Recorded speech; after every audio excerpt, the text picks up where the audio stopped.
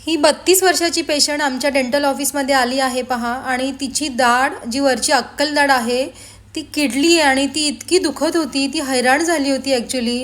आणि मेडिसिनवर तिला आम्ही ठेवलं होतं 5 दिवस. आणि नंतर तिचं पेन गेलं आणि मग आपण तिचा आज दात काढलेला आहे.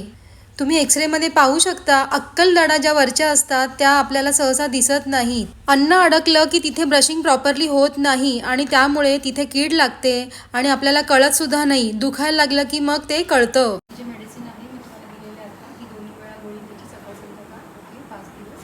आणि ही उपाशीपोटी घ्यायची आणि अर्ध्या तासाने मग खायचं. आणि तुमच्या दातांची काळजी फक्त तुम्ही आणि तुम्हीच घेऊ शकता. ब्लिडिंग होणार, थुंकायचं अजिबात नाही. जी काही येते सगळं घेऊन टाकायचं, ओके. आणि 8 दिवसांनी आठवणीने दाखवायला यायचं विदाऊट फेल, ठीक आहे.